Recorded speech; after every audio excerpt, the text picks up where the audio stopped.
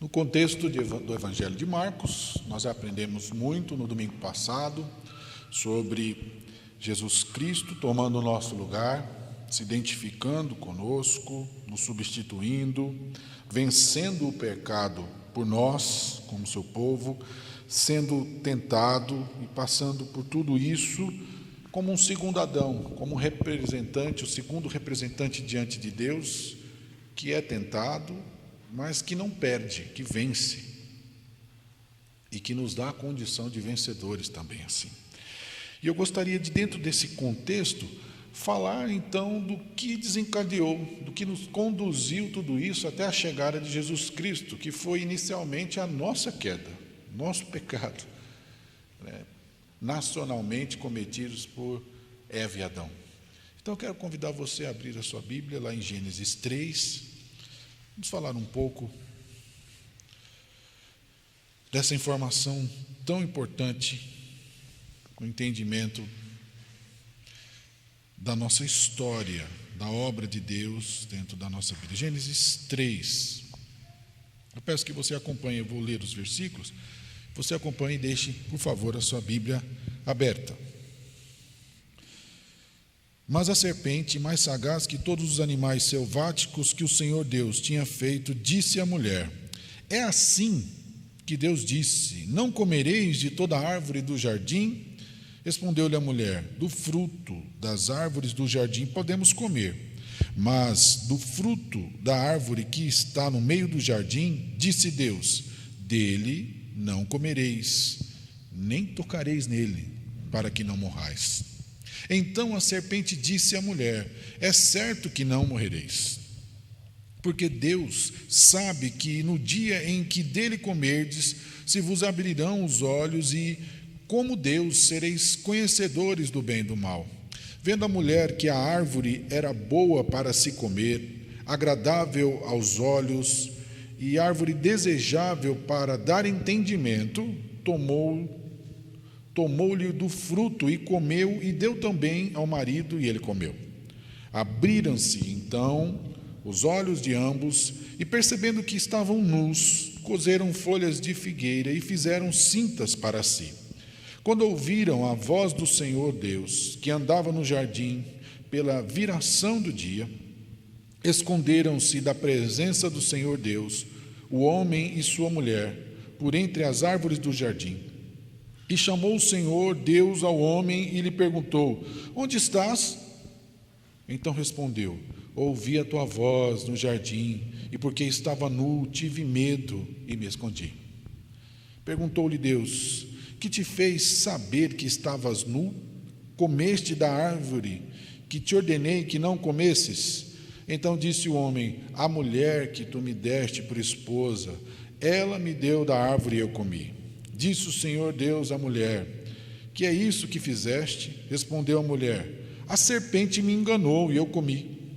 Então o Senhor Deus disse à serpente: visto que isso fizeste, maldita és entre todos os animais domésticos e és entre todos os animais selváticos. Rastejarás sobre o teu ventre e comerás pó todos os dias da sua vida.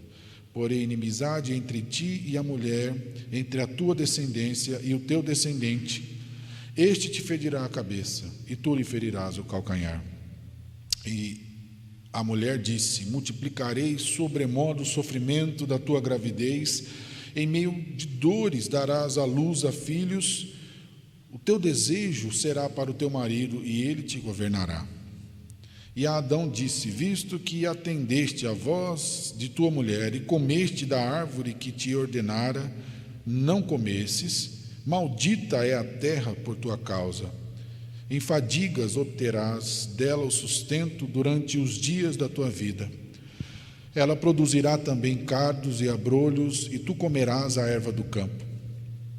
Do suor do rosto comerás o teu pão, até que tornes a terra, pois dela fostes formado, porque tu és pó, e ao pó tornarás. E deu ao homem o nome de Eva, a sua mulher, por ser a mãe de todos os seres humanos. E fez o Senhor Deus vestimenta de peles para Adão e a sua mulher, e os vestiu. Então disse o Senhor Deus: eis que o homem se tornou como um de nós, conhecedor do bem e do mal. Assim que não estenda a mão e tome também da árvore da vida e coma e viva eternamente. O Senhor Deus, por isso, o lançou fora do jardim do Éden, a fim de lavrar a terra de que fora tomado. E expulso o homem, colocou querubins ao oriente do jardim do Éden, e o refugir de sua espada, que se revolvia para guardar o caminho da árvore da vida. Queridos, essa semana nós passamos uma situação bem distinta.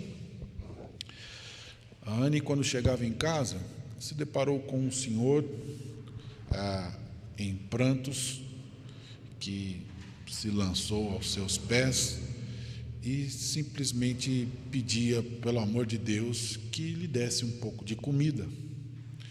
A sua esposa havia falecido há um mês e ele tinha 3 filhos em casa e não tinha emprego, não tinha comida, e ele não tinha o que fazer para voltar, ele não tinha coragem de voltar para casa. E ele então, Yane subiu, me chamou, então descemos e começamos a conversar, então fomos providenciar algumas coisas para ajudá-lo. E é tão interessante que na frente lá de onde eu moro, tem uma igreja, e essa igreja tem um vitral muito bonito, um vitral com a imagem de Jesus, abaixado, com a cruz, bem colorido, e aquele homem totalmente tomado de emoção, eu e Lara do seu lado, e ele vira para Lara e pergunta qual era o nome dela, e ela fala, e aí ele pergunta para ela: você sabe quem é esse aí? Desse vitral? A Lara disse: é Jesus. Aí ele falou: você sabia que ele é Redentor, que ele é Salvador, que ele veio salvar, que ele veio cuidar dos fracos, dos doentes? A Larinha baixou a cabeça assim, acenou, e aí ele se derrama em choros e diz assim: pois é, eu preciso tanto dele, preciso tanto que ele faça alguma coisa por mim. Eu estou a ponto de me lançar na frente de um trem, porque eu não consigo cuidar da minha família. O que eu faço? Confesso, irmãos, que naquele momento só as lágrimas chegaram aos meus olhos e as palavras que vinham não saíam.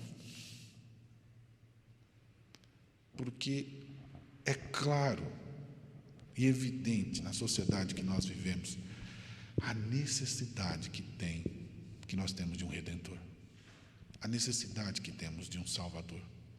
Você pode me apresentar inúmeros avanços que a sociedade alcançou, que a ciência alcançou, mas você não pode me apresentar nenhum resultado, em nenhuma circunstância, em nenhuma localidade, que não necessite de um Redentor, de um Salvador e de um Senhor.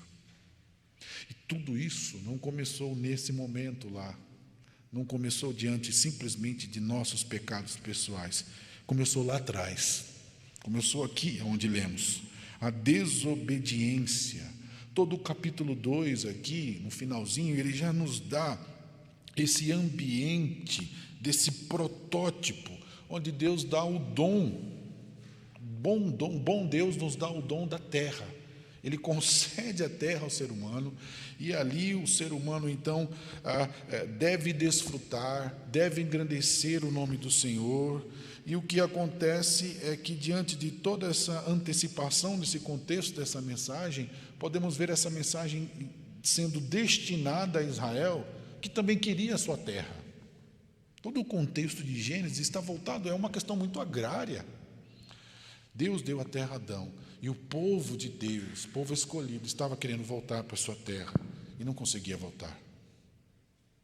Dentro de todo esse contexto, é que esse povo recebe essa mensagem clara e evidente, fidedigna, de que o Senhor criou o homem criou a mulher e estes são constituídos para louvor da sua glória.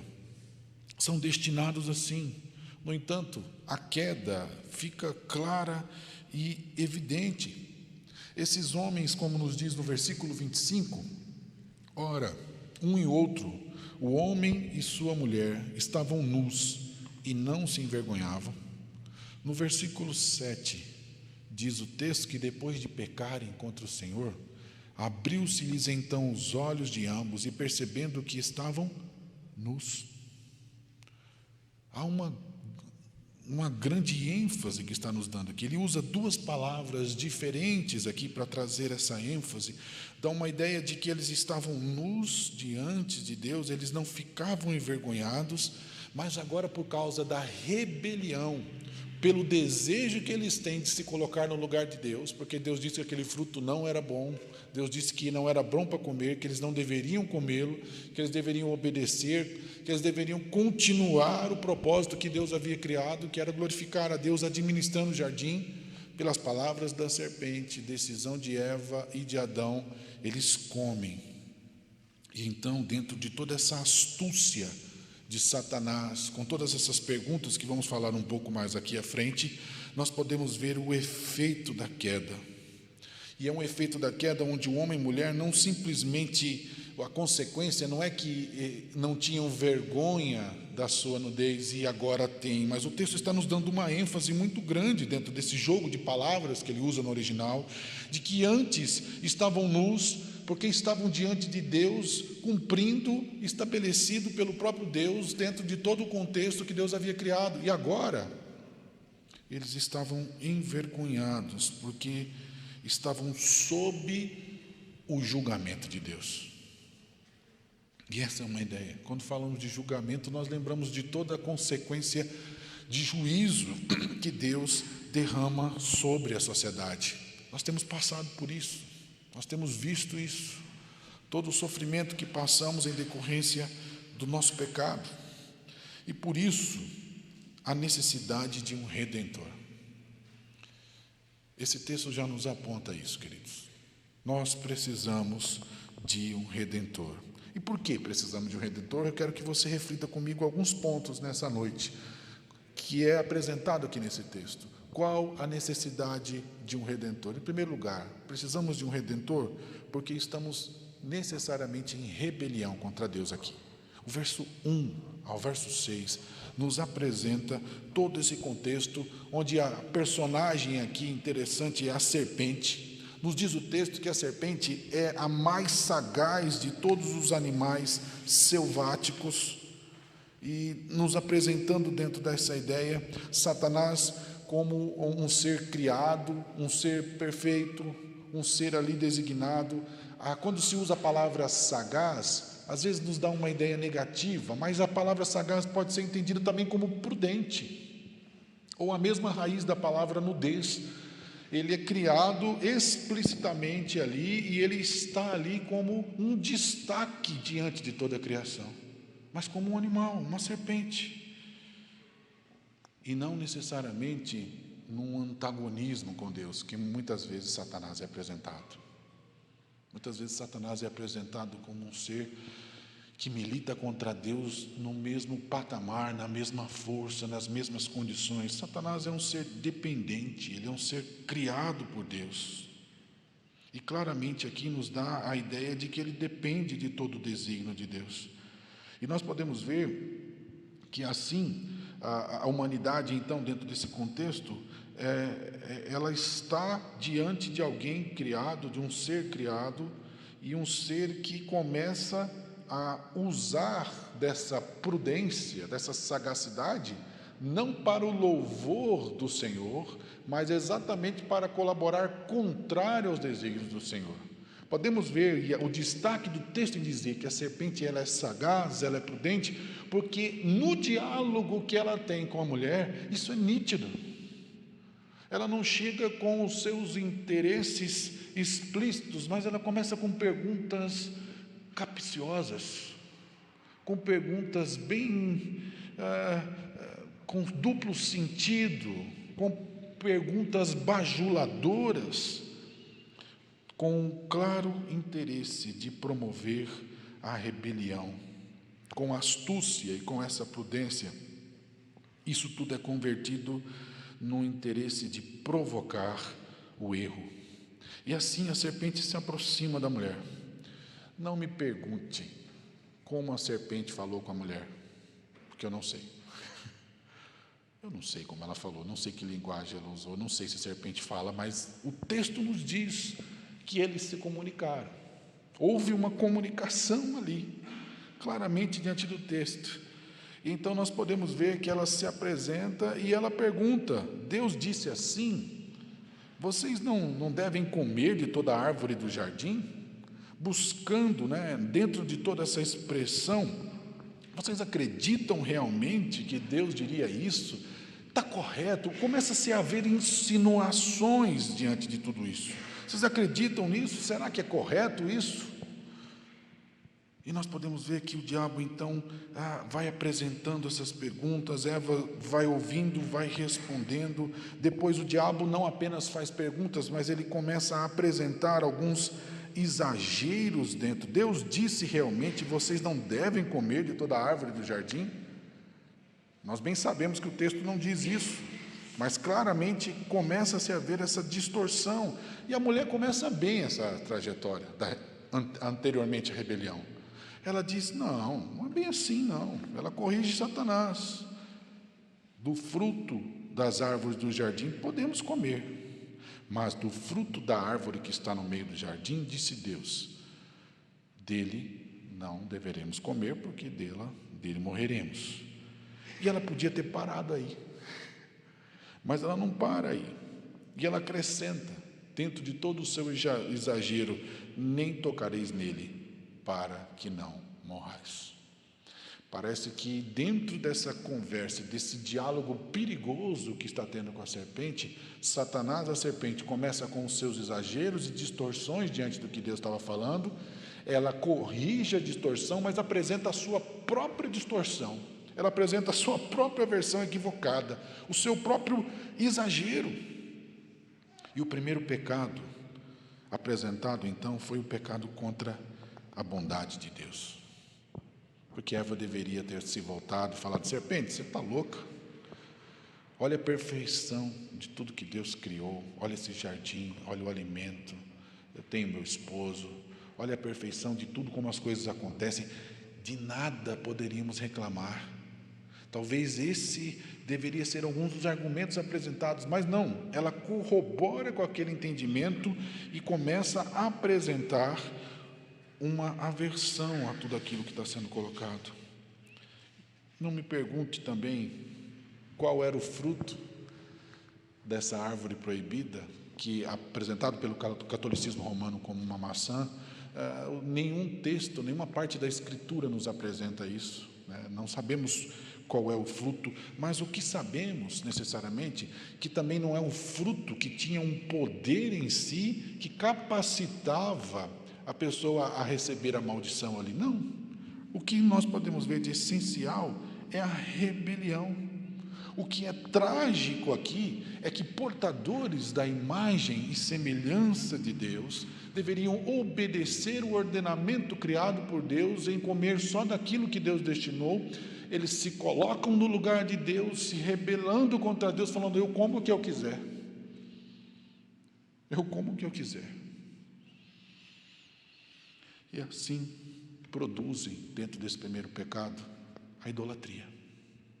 Rebelião é idolatria. É se colocar necessariamente no lugar de Deus. Então tomaram e comeram do fruto. Essa expressão também é muito forte, tomou e comeu. Queridos, há essa mesma expressão que é enfatizada com tomou e comeu, como negativo, podemos ver aqui. Pela graça de Deus, no domingo que vem, Deus nos vai permitir estar aqui e ler o texto da Escritura, onde Cristo ensinou os seus apóstolos e a sua igreja a tomar e comer, não do fruto proibido, mas dele mesmo. Nós vamos comer do pão e vamos beber do cálice, anunciando a morte do Senhor até que Ele venha. Isso é importante. Nós poderíamos ter algo distinto na nossa vida. E a verdade é que nós vivemos num contexto de rebelião contra o Senhor. E se falta a você ou a mim algum argumento para apresentar diante das pessoas o contexto que estamos vivendo, de sofrimento, de dor, de angústia, lembre-se que nós somos criaturas feitas para glorificar a Deus, que se colocaram em rebelião contra Deus. Há a necessidade de um redentor, porque somos rebeldes. Todos pecaram e carecem da glória de Deus. Em segundo lugar, a necessidade de um redentor se faz frente às consequências de tudo que se passou. Se você ler a partir do versículo 7, o texto nos diz que, como eu já adiantei, essa inversão de valores, Deus criou o homem para amar a sua esposa, para administrar o jardim, ser o regente de toda a criação. E o que nós observamos é essa sedução da serpente para com a mulher, que inclui o homem diante desse desafio de inversão da ordem criada por Deus. E o que acontece? A morte. Isso não deve nos surpreender, porque quando a criatura se põe no lugar do Criador, ela está propiciando uma rebelião contra aquele que não admite isso. E aquele que tenta tomar o lugar do seu Senhor, recebe a morte. Morte claramente. Que tipo de morte? Uma morte física? Uma morte espiritual? As duas. Se você está com dúvida, fica com as duas. Morremos fisicamente e morremos espiritualmente contra o nosso Deus. Tem uma frase de Agostinho que diz assim: se perguntassem com que tipo de morte Deus ameaçou o casal, morte física ou espiritual, ou a segunda morte, essa é a linguagem usada para referir-se ao inferno, responderíamos: eram todas. Deus incluiu naquele momento não somente a primeira parte da primeira morte, a qual a alma perde a Deus, ou seja, morremos espiritualmente. Nos escondemos de Deus e nos tornamos mortos para Deus. Nem somente a última parte, a qual a alma deixa o corpo, mas também a segunda, que é a última das mortes, a eterna, que vem depois de tudo. Em consequência dessa morte, podemos ver diante do texto que há uma resposta humana para resolver o problema. E nós podemos ver que há uma tentativa, diz o texto, que eles estavam nus e se envergonhavam, ou seja, tomaram consciência do mal. Do bem eles já tinham, de certa forma, porque conheciam a Deus, mas tomam consciência do bem e do mal. E agora, diante dessa consequência, a primeira consequência diante da vergonha que eles têm desse problema moral é uma solução inútil. Diz o texto que ali pegaram folhas de figueiras para cobrir a sua nudez, cobrir a sua vergonha. Queridos, para um problema moral, ainda mais contra um ser espiritual, não existe medida comportamental cabível que resolva o nosso problema. Nada que eu e você possamos criar vai verdadeiramente remediar o problema. Nada, a vergonha continuará e o pecado continuará de ofensa contra o nosso Deus. Nada podemos fazer diante dessa perda, dessa inocência que acontece aqui. E nada que poderíamos prover poderia desfazer tudo isso. Nós ofendemos a Deus e nós nos colocamos contra o Senhor, e o resultado de tudo isso, dessa culpa, é o rompimento de uma comunhão com o ser eterno, com o nosso Criador, com o nosso Deus. Não temos mais intimidade com o Senhor, não podemos mais desfrutar no fim da tarde, no crepúsculo da tarde, Deus se aproximando e vindo conversar conosco, perguntando, mesmo que ele soubesse de todas as coisas, talvez, como foi seu dia? E aí, como foi? Como passou? Sabendo que tudo era perfeito porque ele assim o fez. Tudo foi perdido porque comeram, porque desobedeceram, porque se rebelaram contra o Senhor. Essa é a consequência, a minha culpa. Eu sou culpado, como Adão, como meu representante ali. Eu, todo ser humano, são culpados. Sim, porque a serpente o enganou, mas porque eu, como ser humano, colho a consequência de ter me levantado contra o Senhor. E nós precisamos atentar para essa ideia. Não existe nada que possa nos auto-justificar. A autojustificativa é inútil, nós já podemos ver isso, né? Conhecendo um pouquinho de história. Olha para trás, que tipo de movimento realmente foi perfeito? Seja político, seja social, seja religioso, que tipo de movimento criado pelo ser humano realmente produziu algo perfeito, que nos justificou? Tudo foram folhas de figueira, inúteis para o problema do pecado mortal contra o Pai. Então, a autojustificativa não nos leva a lugar nenhum, nós precisamos de um Redentor. É claro e evidente o que é nos apresentado. Contra o pecado da idolatria, a justificação, a autojustificação, ela é ineficaz, porque prontamente nos colocamos como Deus e colhemos a consequência da nossa morte. Em terceiro lugar, a necessidade de um Redentor se apresenta frente à maldição. Para mim, alguns não, mas para mim, o versículo 14 ou versículo 19 nos apresenta aqui a maldição. Claramente Deus nos amaldiçoando pela consequência da nossa rebelião. 3 maldições são colocadas aqui tão claramente. A primeira aqui pode ser destinada à serpente.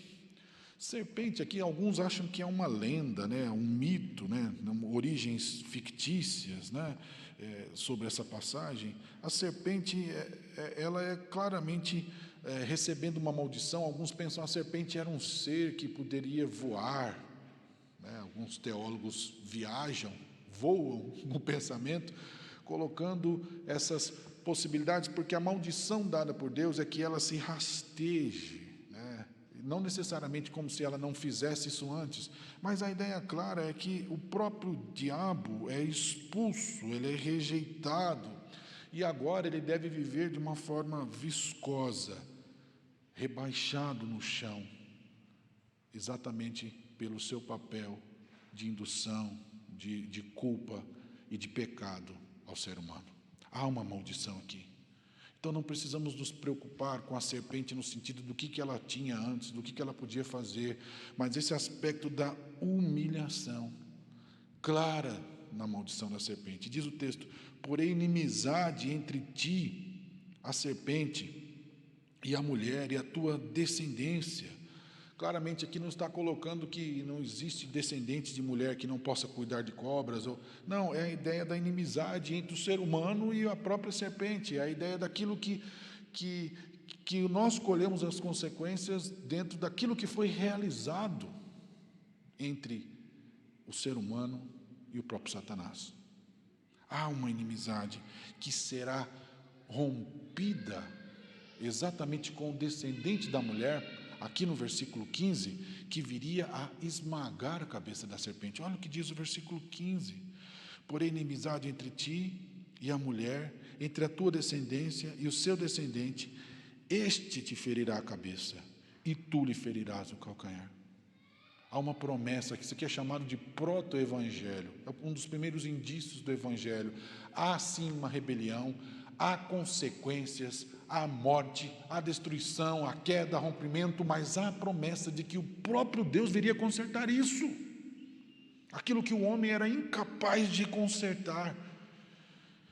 Eu não sei você, mas talvez, refletindo um pouco, você, se tivesse coragem, como eu, poderia se levantar e falar: olha, eu tenho muitas coisas para dizer que não tem como consertar. Talvez tenha algumas marcas na sua vida, daquilo que você tenha feito que não há conserto, danos que você tenha causado a alguém, ou danos que outras pessoas tenham causado a você, e que não tem volta, e que não tem conserto, e que não tem nenhuma forma de restauração.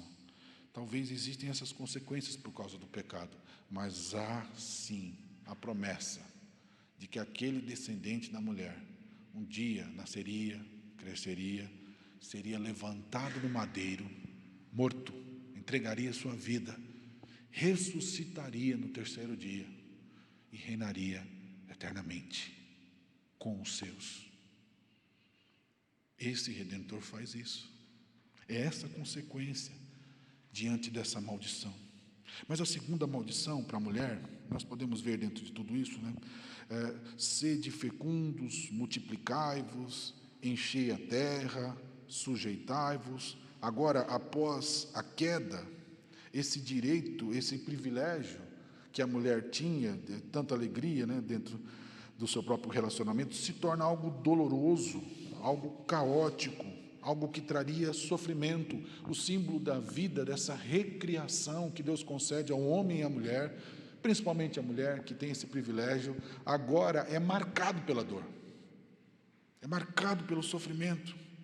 E mais, há um problema. Se existe um problema de relacionamento entre o homem e Deus, existe um problema de relacionamento entre o homem e a mulher, porque a base e a perfeição de todo relacionamento está em Deus. É por isso que diz assim: o teu desejo será para o teu marido, e ele te governará. Ah, pastor, isso é maldição? Risadinha, né? É maldição, é maldição. É maldição porque há um conflito de interesses agora. Por causa do pecado, é a mulher que quer dominar. Ela quer inverter os valores. E o homem não quer dominar adequadamente, quer maltratar. Olhando dessa forma, nós podemos ver que a história não mente. Não foi assim? O homem, dentro de toda a história, maltratando a mulher das formas mais terríveis, e a mulher tentando usurpar esse lugar de forma equivocada. Isso é a maldição clara do ser humano contra Deus, é a consequência desse pecado. Então nós podemos observar dentro de tudo isso, essa destruição praticamente dessa relação conjugal, que são os tentáculos dessa rebelião contra o próprio Deus. Terceira maldição para Adão: visto que atendestes à voz da tua mulher e comeste da árvore que eu te ordenara, não comesses. Adão foi o primeiro a ser criado, é uma ordem criacional. Deus criou Adão para governar, para administrar. Ele não é superior a Eva em nada, mas ele tem uma função administrativa dada por Deus. E era ele que deveria dizer, era ele que deveria administrar adequadamente. E ele não faz. Por isso o texto nos dá: visto que atendeste a voz da sua mulher. E atendeu de forma equivocada. Não é que o homem não pode dar ouvido à mulher, não é isso. Mas diante de uma decisão importante como essa, ele deveria trazer o respaldo da palavra de Deus, para que esta regesse toda e qualquer decisão sendo tomada. E assim é responsabilidade dele apresentar aquilo que é a vontade do Senhor. E por isso, maldita é a terra. Toda a criação geme e anseia pela redenção. Tudo está quebrado, tudo está maldito por causa do nosso pecado. Por último, queridos, a necessidade de um Redentor, ela se faz de efeitos a longo prazo. Diz o texto: fez o Senhor Deus vestimenta e peles para Adão e sua mulher e os vestiu. Versículo 21. Enquanto eles tentaram com folhas de figueira tapar a sua vergonha, Deus providencia algo necessário. E aqui já um símbolo muito claro que você já deve ter ouvido falar. Para que Deus providenciasse peles de animal, para que eles ali então vestissem as primeiras vestimentas de couro, de pele de animal, fica evidente que Deus não iria arrancar e deixar o animal correndo por aí, né, despelado. Há clara evidência de um primeiro sacrifício. Mesmo que aquele animal, mesmo que aqui não esteja ainda instituído sacerdotes, a ideia de sacrifício, há clara evidência aqui de um primeiro sacrifício. Alguém teve que morrer. Mesmo que de forma vicária e ineficaz, um animal morreu. Para que a vergonha fosse tolerada, para que a vergonha fosse tapada. Isso já é um apontamento claro e evidente de toda essa religião judaica, com a instituição da necessidade de um cordeiro sendo morto, sendo apresentado para sacrifícios, para que os pecados fossem remidos, todo ano o povo fazendo isso. E não é à toa, queridos, que dentro de toda essa religiosidade judaica, o cordeiro sendo apresentado, que Jesus Cristo, ele é apresentado no Evangelho de João como o Cordeiro de Deus que tira o pecado do mundo. Porque ele é essa providência de Deus para salvar.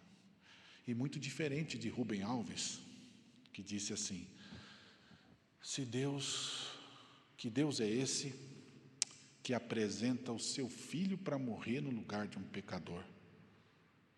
Isso não é um Deus, isso é um demônio. Esse tipo de pensamento é equivocado e é um pensamento que não entende o amor, não entende a dimensão do que é Deus, sendo capaz de criar, recriar, de morrer e ressuscitar, e também não entende a dimensão do amor de Deus pela sua criação. Deus provê o seu Filho, Jesus Cristo, como o Cordeiro de Deus, que tira o pecado do mundo de uma vez por todas, para sempre. Nem nós vamos ficar fazendo folha de figueira para tampar o nosso pecado, e nem vamos nos utilizar de cerimoniais de sacrifício de animais agora, porque eficazmente Jesus Cristo é o Cordeiro de Deus que tira o pecado do mundo. Por isso, queridos, não quero passar do nosso tempo, nosso horário, nos é apresentada a necessidade de um Redentor. Nós precisamos, nós cremos nisso. A nossa religiosidade não é fruto daquilo que nós produzimos, não é fruto da nossa ética, dos nossos usos e costumes. A nossa religiosidade autêntica e verdadeira é fruto daquilo que o próprio Deus produz em nós pela ação de Cristo Jesus. É o seu Espírito que vem e nos aponta com um espelho mesmo, que é da sua glória, nos mostrando a nossa pecaminosidade, a nossa pequenez. E nós, olhando para isso, só podemos repudiar aquilo que fizemos com Deus, sendo rebeldes e amando a sua providência em nos salvar, Cristo Jesus, o Filho de Deus. É isso que aponta. Isso é claro e evidente. Nós necessitamos de um Salvador. Nós necessitamos de um Redentor. E nós devemos entender a nossa condição. E talvez assim, eu e você, refletindo um pouco melhor, nos fortalecendo, mesmo diante da maior atrocidade e calamidade, nós vamos ter a autoridade e intrepidez de falar: esse é Jesus, esse é o Filho de Deus, esse é o meu Salvador, e que em toda e qualquer circunstância que eu enfrentar, ou você, eu vou destacar o seu poder e a sua glória. Eu o amo, porque Ele me amou, porque Ele me salvou. Nós precisamos de alguém para nos salvar. Essa é a mensagem que você tem que apresentar ao mundo. Essa é a mensagem que foi revelada a você. Esse é o Evangelho.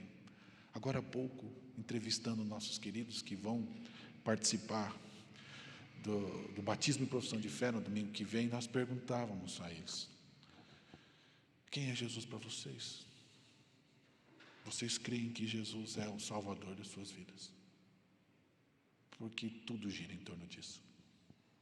Se esse não for o fundamento, se Jesus não for o nosso Redentor, o nosso Salvador, qualquer coisa que produzirmos não vai passar de folha de figueira. Inútil. que vai apenas trapacear o nosso sentimento de vergonha pelo nosso pecado, pela nossa ofensa a Deus. Que Jesus seja evidente na minha vida, na sua vida. Tenhamos a alegria de destacá-lo como nosso Redentor e como nosso Salvador. E eu acredito que é essa alegria que o Evangelho de Marcos está apresentando ali. Quando ele apresenta Jesus que foi tentado no nosso lugar, eu e você não faríamos melhor do que Adão e Eva, que foram tentados, que pecaram contra Deus. Mas pela providência de Deus, ele levantou alguém que também foi tentado, que também era carne, que também era sangue, que se apresentou e que não pecou, mas glorificou o Pai. Deus seja glorificado por isso. Que isso te traga alegria, que isso te traga júbilo, e que durante toda essa semana você se fortaleça nessa verdade, que é a que mais importa. No nome de Jesus. Amém. Grande Deus, seja louvado e engrandecido. Somos tão pequenos, ó Deus, e frágeis. A sua palavra é santa, viva e eficaz para nos fortalecer, para renovar em nós a verdade central da nossa existência, que o Senhor é o nosso Salvador, que o Senhor providenciou a nossa remissão, a nossa redenção. Fortaleça-nos, ó Deus, se porventura alguém nessa noite tem dificuldade nesse entendimento, que o Teu Santo Espírito revele, que o Seu Santo Espírito testifique a Sua palavra, e que saiamos todos aqui nessa noite, prontos, fortalecidos, transformados e comprometidos a destacar que o Senhor é o nosso Redentor e que o mundo só tem solução com o Senhor. O mundo precisa de Ti. O mundo éramos nós antes de conhecermos o Senhor. Seja louvado e seja engrandecido para todos sempre. Amém. Agora, igreja, que a graça do nosso Senhor Jesus, o amor de Deus, nosso Pai, Criador de todo o universo, e a consolação do Santo Espírito acompanhe você durante toda a semana, comprometido a engrandecer e exaltar o nosso Salvador. Em nome de Jesus. Amém. Vamos cantar mais uma vez ao nosso Redentor e Salvador.